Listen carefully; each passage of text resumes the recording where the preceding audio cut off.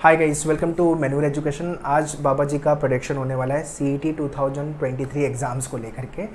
Just kidding, but हाँ, कैसे paper आएंगे एग्ज़ाम में, क्या एक्सपेक्टेड पेपर है, we will discuss about that part. And pre COVID paper क्या था, पोस्ट कोविड पेपर कैसे हो गया, एंड कंडक्टिंग बॉडी की वजह से क्या क्या चेंजेस हुए, ये सारी चीज़ें हमें पता होना चाहिए। अगर आप 2023 CET टारगेट करो या 24 टारगेट करो, चाहे वो लॉ 3 इयर्स 5 ईयर का CET है, MCA का CET है, MBA का CET, B.Ed CET का, बॉडी सेम रहने वाली है CET सेल, ठीक है। तो ये सारी चीज़ें अपन डिस्कस करेंगे and will try to understand कि पेपर कैसा आ सकता है CET 2023 का, ठीक है। So let's start the video and share this video to all your friend those who are targeting for any of the CET examination for the year 2023. So pre-COVID, post-COVID and conducting body. These are the three things which we need to understand. 2019 तक का CET में कोई problem नहीं था। 2020 में मार्च में Covid चालू हुआ था, राइट। सो मार्च 2020 में कोविड चालू हो गया था, मतलब कोई भी CET एग्ज़ाम नहीं हुआ था। 2020 वाला जो CET था वो काफ़ी लेट हुआ था, आई थिंक सितंबर अक्टूबर गया था। 21 वाला भी सेम था और जो 22 वाला CET था वो अभी रिसेंटली सितंबर में हुआ, ठीक है। तो ये 3 साल का जो CET का पेपर अगर आप उठाओगे तो आपको पेपर, इनफैक्ट 2020 तक कोई प्रॉब्लम नहीं था इतना ज़्यादा पेपर को लेकर के, ठीक है। बट 21 और 22 तो बहुत अलग ही था पेपर, मतलब उसको मैं रेट करूँगा मॉडरेट, मतलब easy to moderate. I would rate easy to moderate 2021 and 22 वाला CET, ठीक है, जो कि कोविड के टाइम पे था।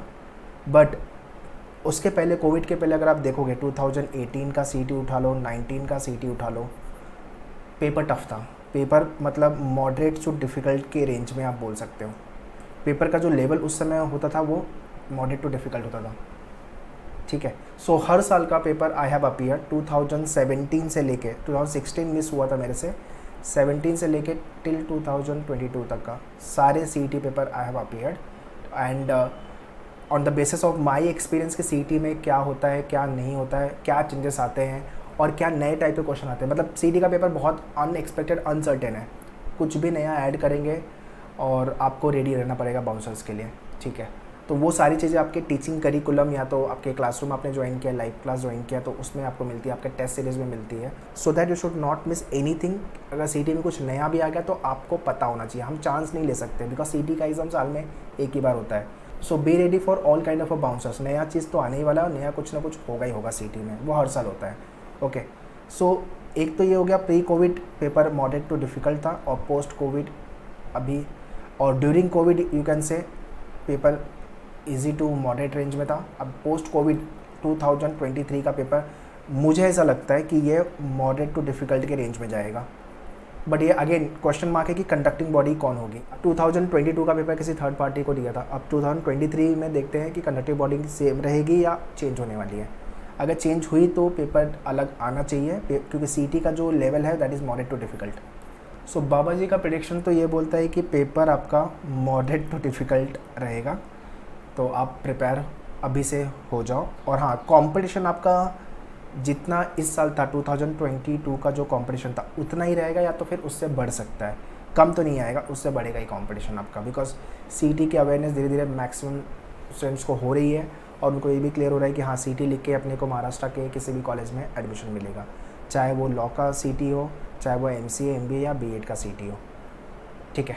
तो आपका काम अभी ये होना चाहिए कि कंपटीशन पता होना चाहिए, आपको कॉलेज किस कॉलेज में जाना है वो पता होना चाहिए, सीट्स कितनी है और मुझे स्कोर क्या लाना है, आपको ये पता होना चाहिए, और उसके हिसाब से आपकी प्रिपरेशन आप चालू कर दो विदाउट डिलेइंग, ठीक है। अभी क्या चल रहा है, अक्टूबर चल रहा है, अक्टूबर नवंबर दिसंबर जैन फेब मार्च से सारे CET एग्ज़ाम चालू हो जाएंगे आपके। मार्च में आएगा आपका MBA CET MCA CET का एग्ज़ाम, अप्रैल में आ जाएगा आपका 5 इयर्स लॉ का एग्ज़ाम, और मई एंड के अराउंड आपका 3 इयर्स एंड B.Ed आ जाएगा, तो फिर जून तक जाएगा, सारे CET एग्ज़ाम चालू हो जाएंगे।